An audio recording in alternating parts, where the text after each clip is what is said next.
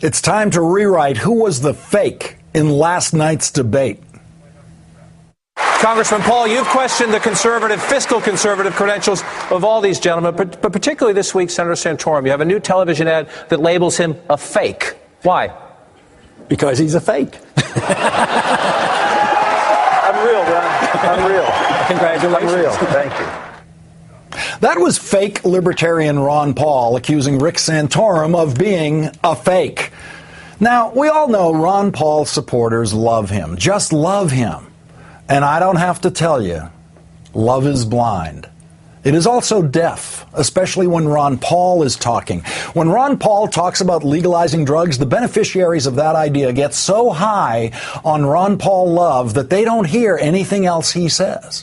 When Ron Paul offends most of the people in his Republican debate audiences with his consistent, principled, defiant stance against American war making, anti-war voters like me are thrilled.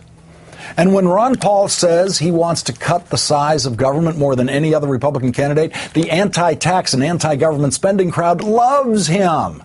And all of those points are consistent with the libertarian philosophy of governing. But when Ron Paul talks about his unyielding opposition to a woman's right to choose, when Ron Paul says the government should prevent all abortions, the standard Republican Party line, the libertarian lovers of Ron Paul simply do not hear him. They don't seem to notice that fake libertarian Ron Paul takes the most anti-libertarian position on women's reproductive rights. The fake libertarian does not dare say a word that violates the Republican Party line on abortion. Not one word. And last night, fake libertarian Ron Paul did a little noticed full Santorum on sex. Now, what is the libertarian position on sex? Okay, that's something of a trick question because, of course, libertarians have no position on sex, as in government should make no law on sex among consenting adults. All of the libertarians that I know, like Penn Jillette, are how should I put this? Well, let's just say they are extremely sex positive. I mean, anything goes with them. Everything goes. Well, I think I've probably gone as far as I can on a family show in describing libertarians' attitudes towards sex. True libertarians. But fake libertarian Ron Paul? That dude is every bit as anti-sex as the sex-obsessed, sex-hater Rick Santorum. As an OB doctor, I've dealt with birth control pills and contraception for a long time. Now, when he said that, I got ready for another great Ron Paul moment. Here comes Ron. He's going to take these nuts to school about contraception. Finally. You know he's going to cut through all that Republican bull. You know he's going to. And then Ron Paul said this. But sort of along the line of the pills creating the immorality, I don't see it that way. I think the immorality creates the problem of wanting to use the pills. I think the immorality creates the problem of wanting to use the pills? Sex creates the problem of wanting to use the pills. Ron Paul just equated sex with immorality. He just said that wanting to have sexual intercourse without having a baby is immoral. Listen to his words again. Quote, I think the immorality creates the problem of wanting to use the pills.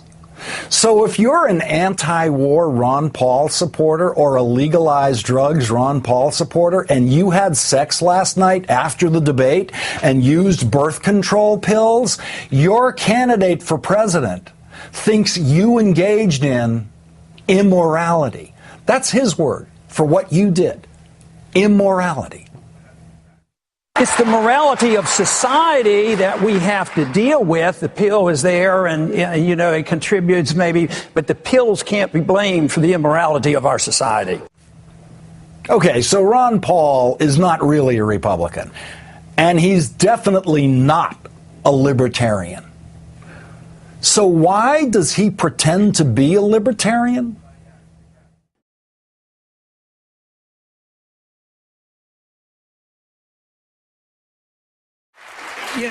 You know, we talk about the morning after pill. Actually, the morning after pill is nothing more than a birth control pill. So if birth control pills on the market, the morning after pill. So if you're going to legalize birth control pills, you can't separate the two. They're all basically the same hormonally. But once again, the question is, if you voted for Planned Parenthood, like the senator has, you voted for birth control pills. And you literally, because funds are fungible, you literally vote for abortion because Planned Parenthood gets the money. Oh, I'll buy birth control pills, but then they have the money left over to do the abortion. So that's why you have to have a pretty strong resistance to voting for these bunches of bills put together. Planned Parenthood should get nothing, let alone designate how they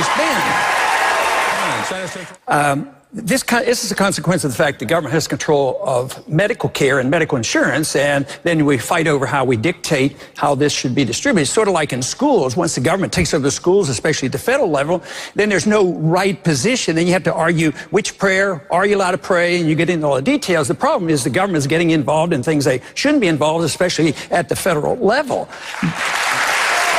But sort of along the line of the pills creating the immorality, I don't see it that way. I think the immorality creates the problem of wanting to use the pills, so you don't blame the pills. I think it's sort of like the argument, conservatives use the argument all the time about guns. Guns don't kill, criminals kill.